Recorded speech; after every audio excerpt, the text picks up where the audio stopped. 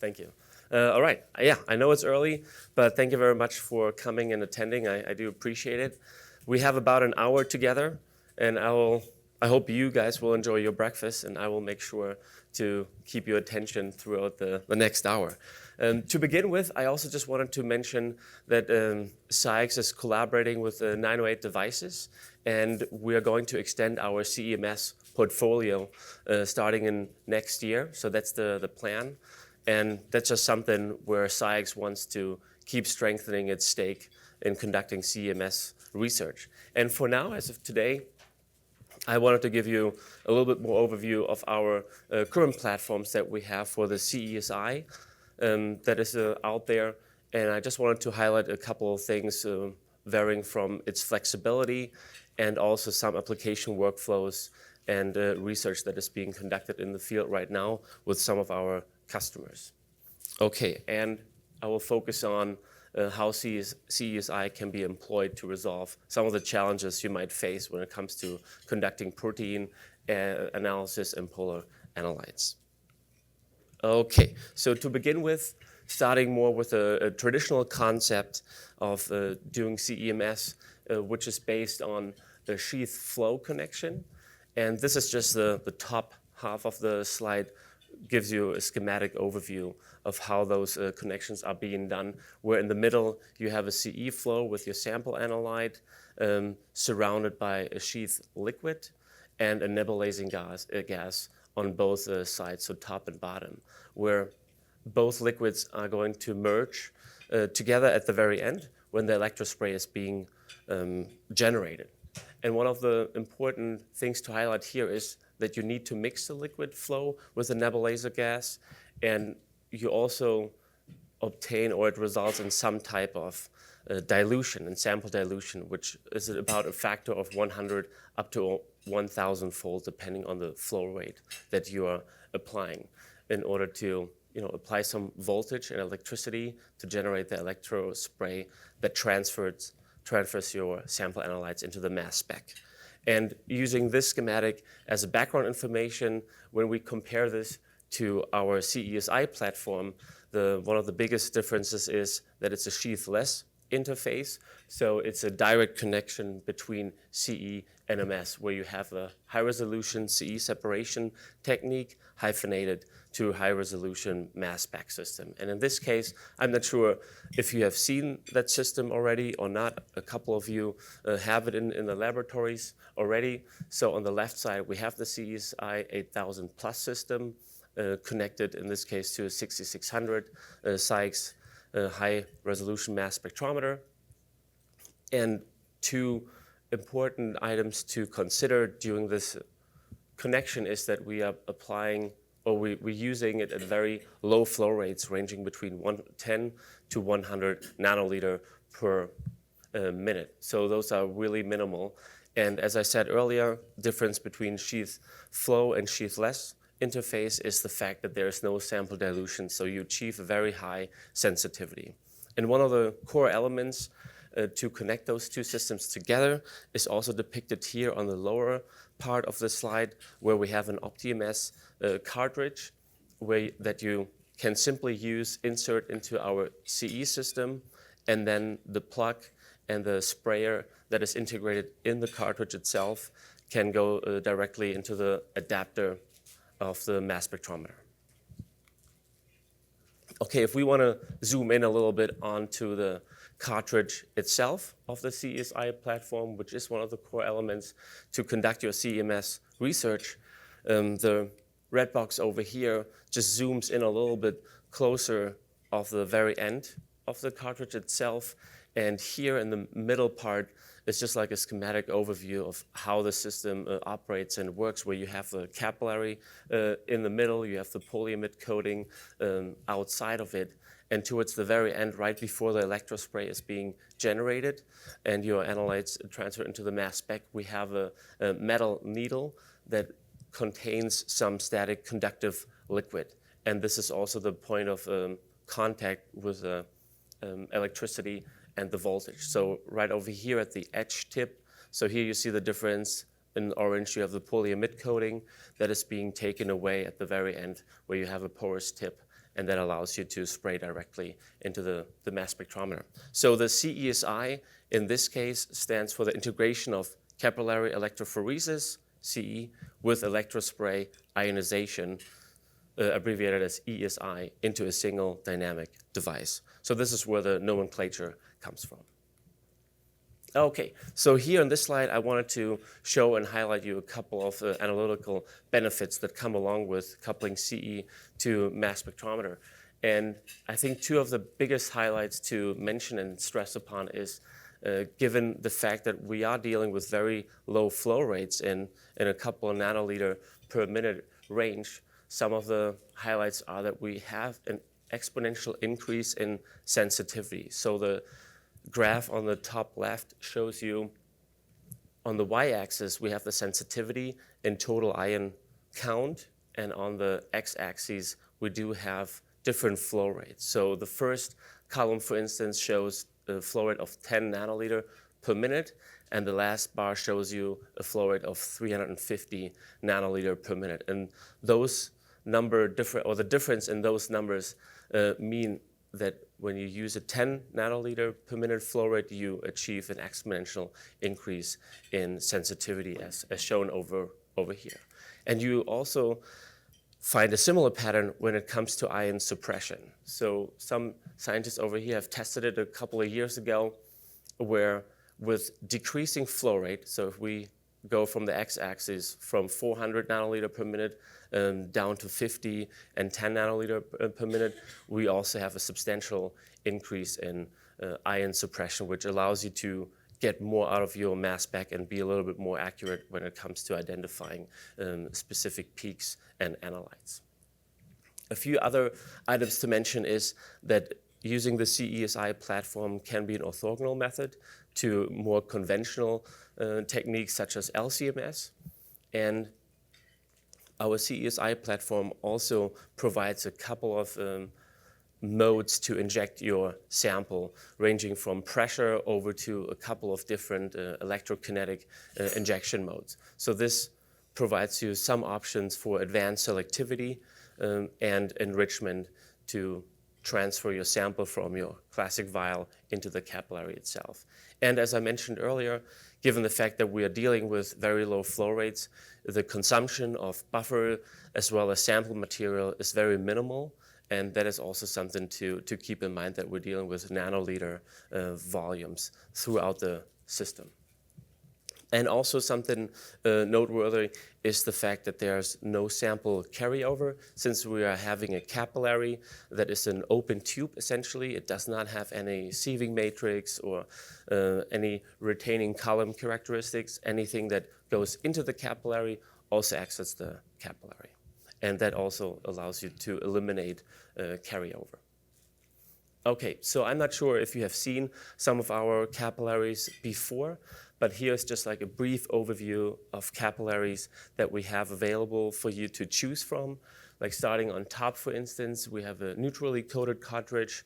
In the middle, we also have the option to order a bare fused silica capillary.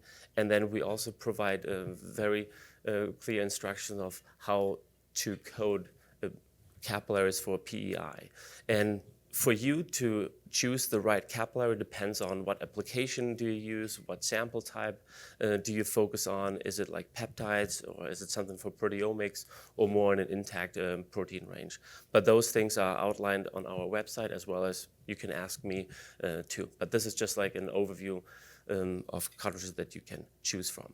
Here at the bottom part of the slide, I also wanted to point out that the CESI platform is being used in a hyphenation with a mass spec, but you also have the option to use the CESI platform as a standalone CE tool, where you can conduct some specific assay development and other method development using a whole array of other detectors. So it allows you a really high range of flexibility depending on project and biological question that you want to answer. Okay, so now you might ask yourself, where does the CESI fit in my laboratory? How does it fit into the application that you are targeting? And this is just like a couple of items that list out where it might be beneficial for you to conduct some of this research. And CESI is an excellent alternative when you run into some challenges using reverse phase liquid chromatography, for instance. If you have small hydrophilic molecules that are difficult to detect or they're being retained by traditional LC columns, this is something where the CESI could kick in and provide you some additional depth of information. Also, similar things apply for glycopeptides or glycoproteins, as well as large intact proteins and protein complexes. This is something where the CESI can be quite helpful in your analysis. Other items refer to if you have multiple LC modes and stationary phases, that might be something that you can skip more or less using the CESI and probably improve and speed up some of your application workflows.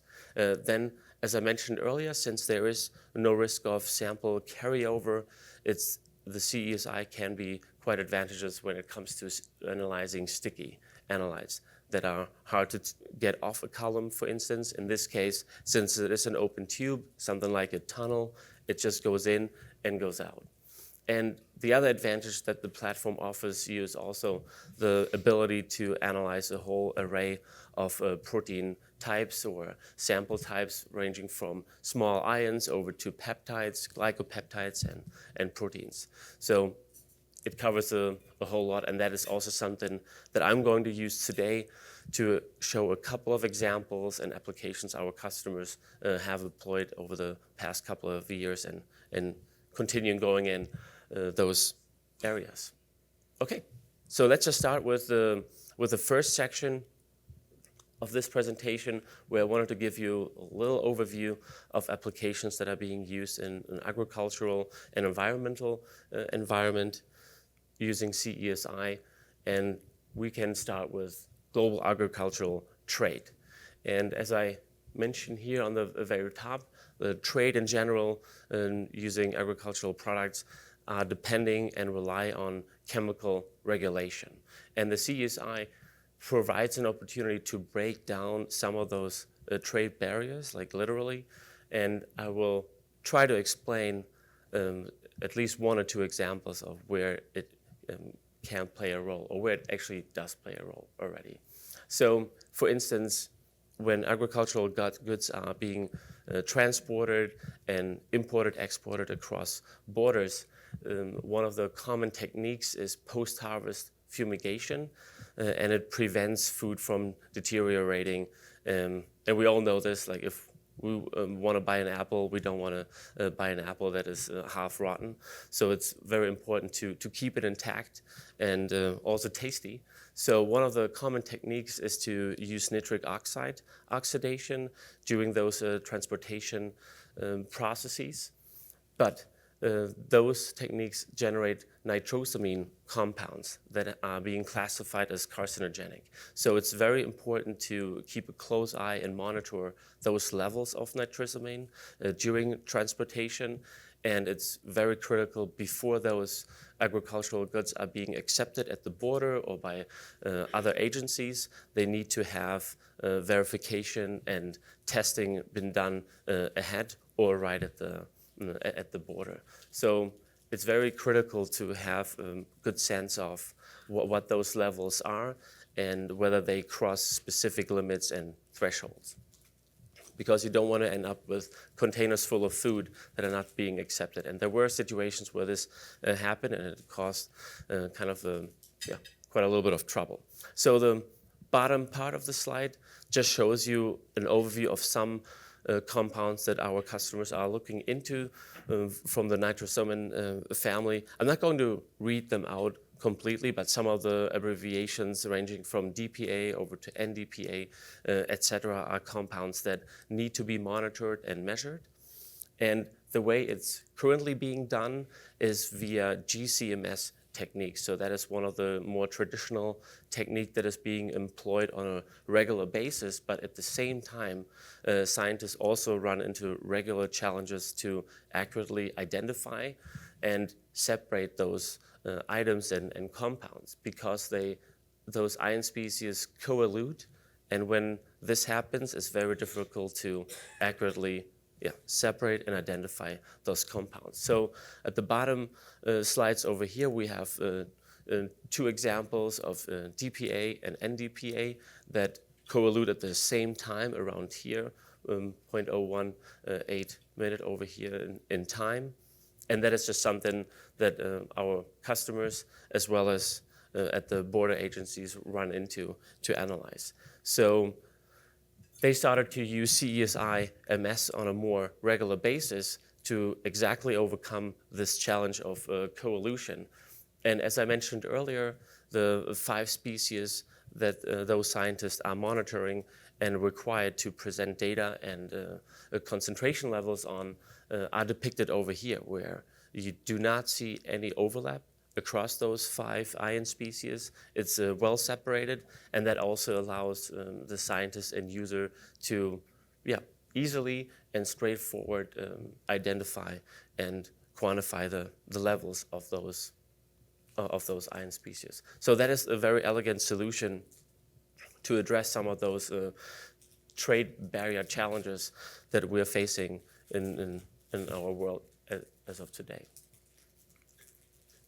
So that was just one example from an environmental standpoint. If we move on to the next section, where I wanted to talk a little bit more about you with metabolite analysis and biomarker research and what is being done there at this point. So we have one customer in Netherlands who is very focused and determined to do metabolite studies on very scarce sample material.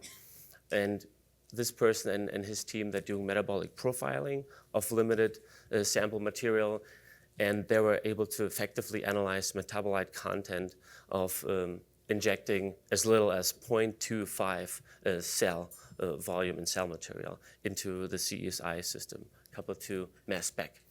And some of the motivational aspects behind that research is that small amount of cells can save time and money during your process and projects. And sometimes it's very difficult to access those type of sample materials, especially if you want to profile pathogenic cells in an early stage tissue. That's something hard to get. So in this case, it makes absolutely sense to have a technique such as a CESI that allows you to deal with very low sample volumes. And the model system that our customers have chosen is based on HepG2, and it's a human liver cancer cell line. So I just wanted to briefly show you how some of the results can look like when they're being employed via the CESI. Here on the bottom left, we do have an overview of some of the metabolites and amino acids that this team of researchers are observing, detecting, and monitoring. It's actually hot off the press, so it was published in February of this year. So if you want to read up a little bit on this, there's a reference. And as I mentioned earlier, this team of researchers are able to effectively analyze metabolite in a concentration and content from 42 nanoliter of injection volume. So it's very little and is very different from more conventional techniques when it comes to separation. So as I mentioned earlier, the content represented here in this graph stems from 0.25 cells injection. And one important aspect during that profiling effort is also to assess the quantitation of those metabolites, because we're dealing with very small volumes, and we don't want to have like outliers come in and go across injections. So you need to have a certain level of robustness and consistency throughout your analyses.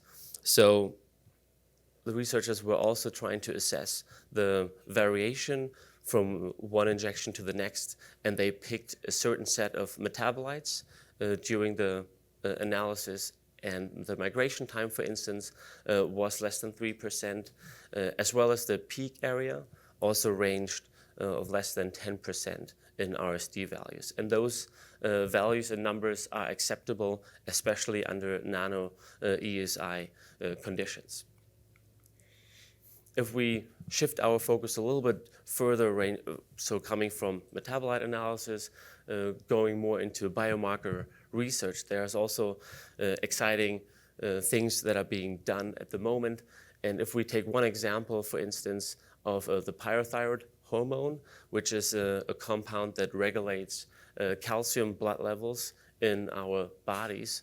And one of the important aspects here to consider is that it does, or it involves and protects bone health. But at the same time, researchers have found out that this particular hormone is also connected to chronic kidney disorder and cardiovascular events. So it can have some tragic events if you don't properly monitor and assess the PTH hormone levels and how it's being distributed via our bloodstream.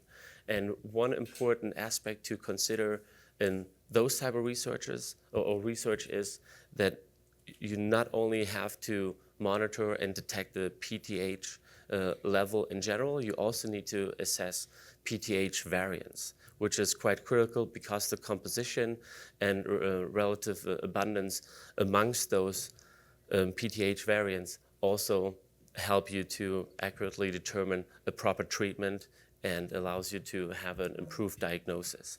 And the reason why CESI can be helpful in those type of fields is that the current techniques are based on immunoassays, and the biggest problem here is cross-reactivity. So it's very difficult to assess and give a very accurate diagnosis running those immunoassays. So there are some group of researchers that also recently published it, I think in March 2019, so this is also fresh and off the press.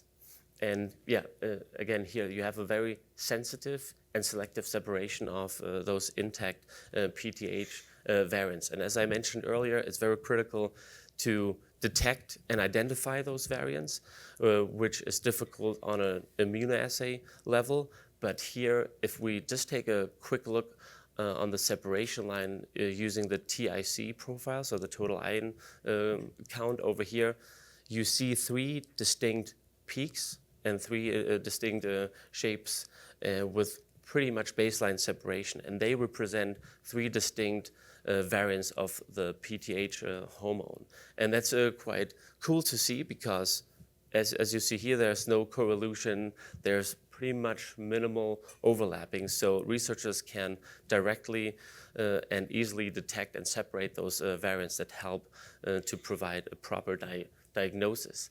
And one thing I also wanted to highlight during this research is that those researchers used specific modes how to inject the sample material in an electrokinetic environment. So they used EKS, so it's an electrokinetic supercharging that allows the user to pre-concentrate your sample material in order to properly verify and detect small amounts of your analyte.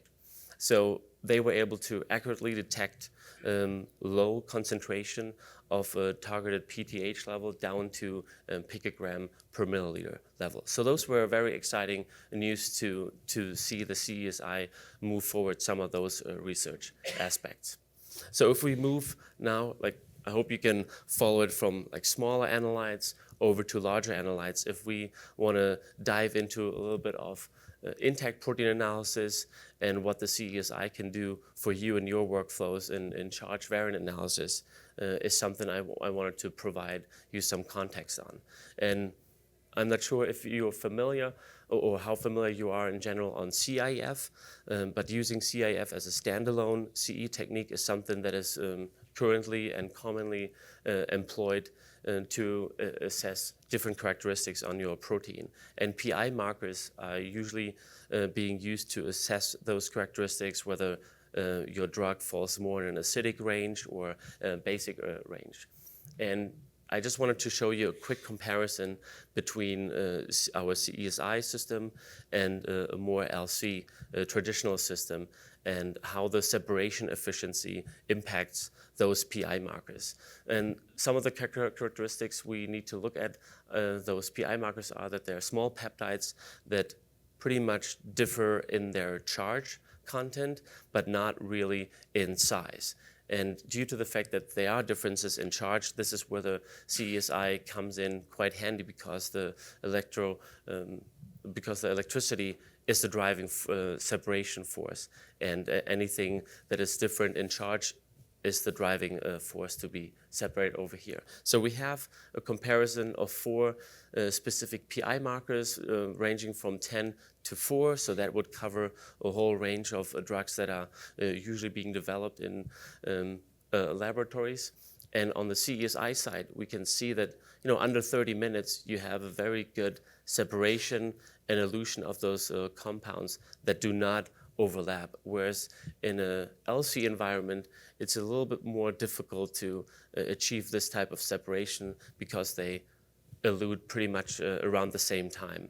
And that's one of the challenges that LC has when it comes to charge variant analysis, and CE might be a technique that can be beneficial for you to get a different type of information. Then at the same time, something we were also looking into is at the signal intensity when it comes to injecting your protein material. Here on the y-axis, we have the intensity in total ion current, which is pretty much the same between the left graph and the right graph. The left represents the CESI and the right the LC. And you do have a 1,000-fold difference in signal intensity, or the intensity is the same, but you have a difference of 1,000-fold sample material that needs to be injected to achieve the same signal intensity levels over here. Plus, on the left side, using the CESI, you also achieve a better separation, since the peaks over here are separated. There's like some overlap, but compared to a more traditional way, the separation is unchallenged in this environment. Okay, and then I wanted to take it a next step. So as I said earlier, CIF as a standalone is one of the gold standards being employed to do charge variant analysis, but in this case, you only get a separation of peaks and no identification.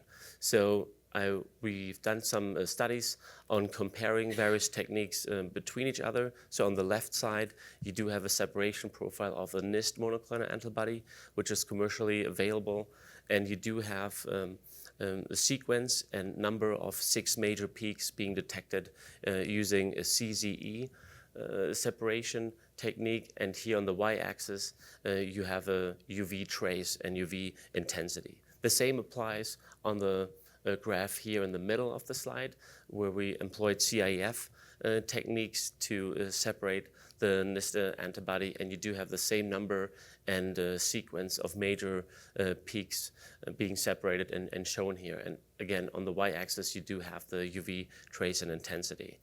Then I would like to focus your attention more to the right of the slide, where we also conducted the same amount of sample and injection under CESI-MS condition, where we have the NIST antibody being separated. Also, we were able to see the same number and the same sequence of those 6 peaks over here. I know the separation is a little different across those techniques, but again, the concept is a little bit different. But the main aspect here to think about and see is instead of your UV profile, we do have the total ion count, since the final detector is the mass spec. So we do have enough separation to actually identify those 6 major peaks that come up at the same time.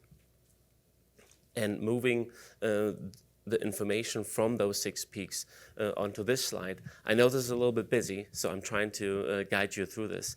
But given the fact that we are able to separate those 6 peaks, as well as collect mass spec information for every peak, it allowed us to reconstruct and deconvolute this type of information to assign specific peak identification. So on the top left, for instance, this profile represents peak number 1, and it is a 2-lysine variant. Peak number 2 is a 1-lysine variant, and then following with peak number 3, which is the main peak and the 0-lysine variant, essentially.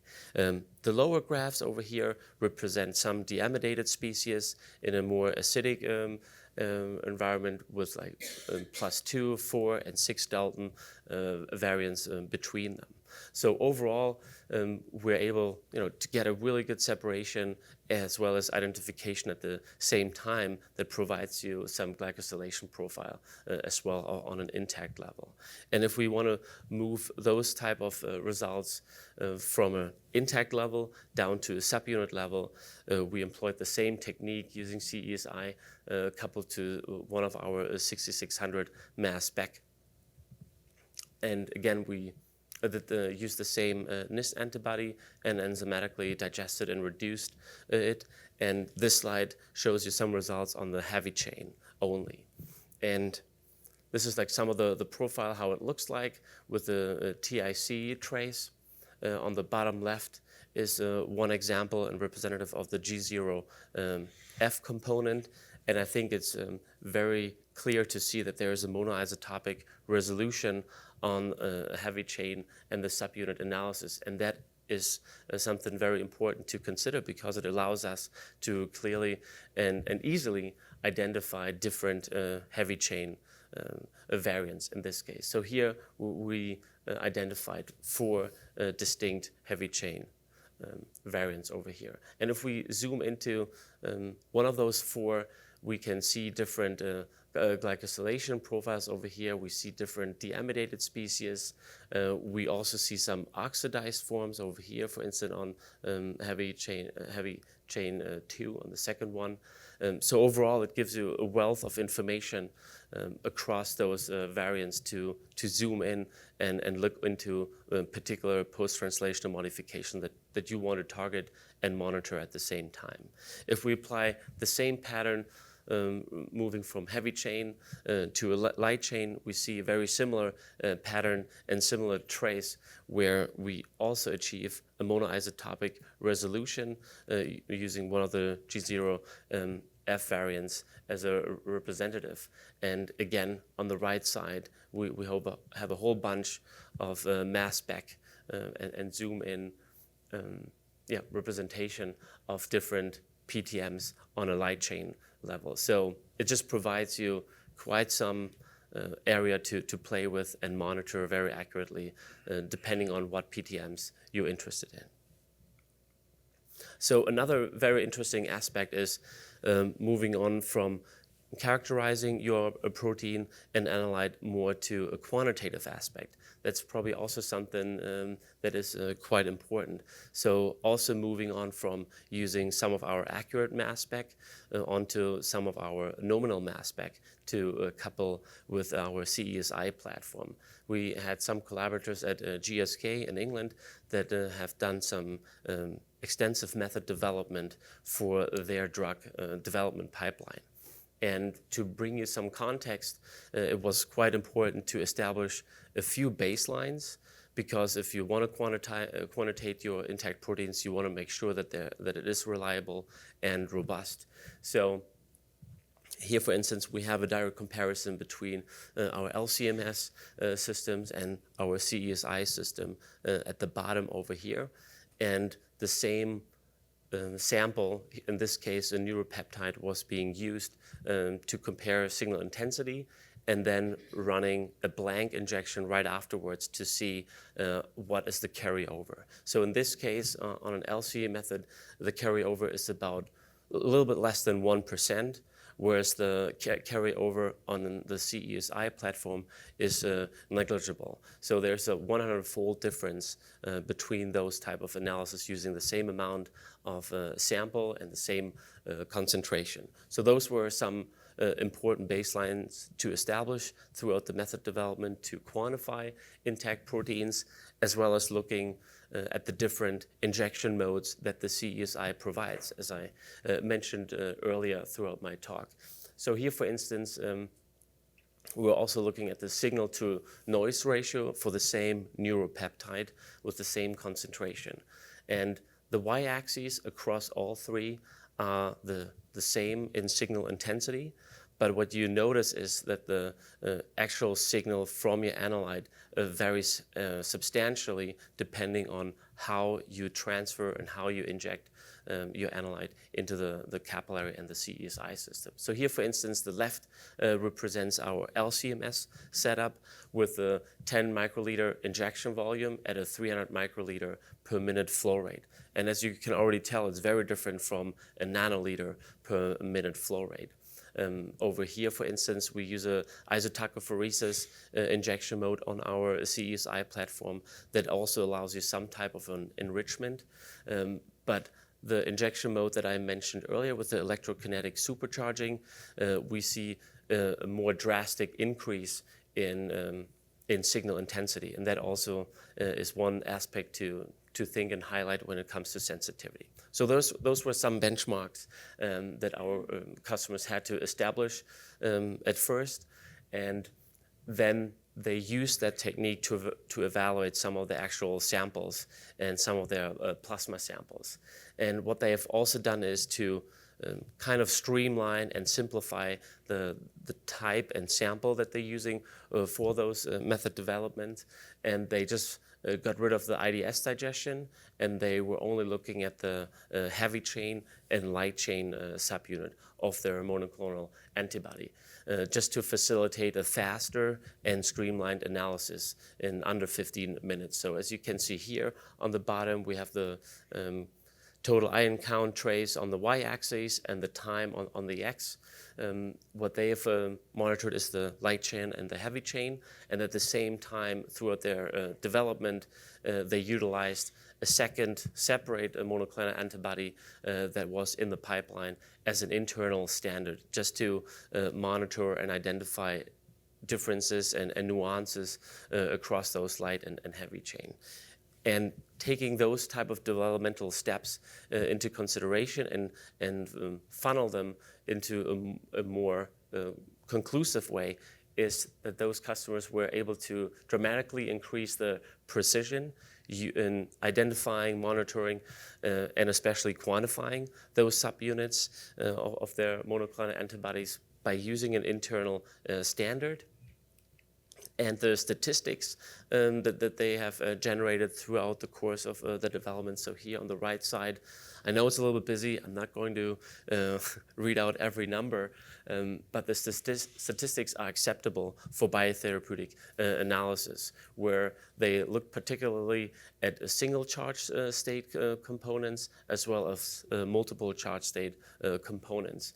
And they looked at the peak area and peak area ratios to determine, okay, what is the fluctuation, what is the variation from one injection to the next.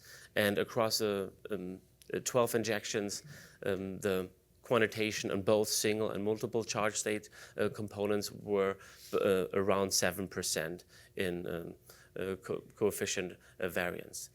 Some of the next steps that they are employed and already started to work on is to further improve those statistics, even though they are acceptable. They just want to investigate how to further improve those processes. So they're looking particularly into minimizing and eliminating any sample evaporation by utilizing mineral oil to avoid any evaporation in that case, and that should further strengthen and minimize any fluctuation throughout their analyses. And yeah, with that, I would like to come to my summary, and there are just a couple of points that I hope I conveyed throughout the past, I don't know what time it is, like 30 minutes or 40 minutes. So the CESI-MS is a quite flexible system that allows you to conduct research across different fields from an intact subunit as well as peptide level. Then at the same time, CESI-MS is a very highly sensitive technique that allows you to identify charge variant, ID modification, glycosylation profile in one dynamic single assay. And the two bottom items over here also wanted to highlight is that the CESI provides you with a whole array of injection modes, ranging from more classical pressure injection over to harvesting the power of electrokinetic injection to accelerate and intensify some of the sensitivity, where you can analyze sample concentration down to a picogram per milliliter concentration. And at the very end, the CESI-MS is a viable option to quantify proteins on an intact and subunit level.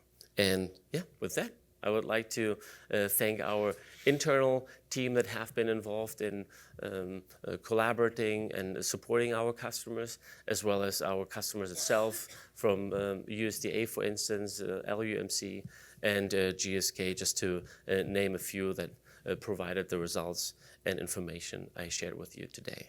Okay, and with that, I would like to thank you in particular for your attention, especially at this morning and that early time.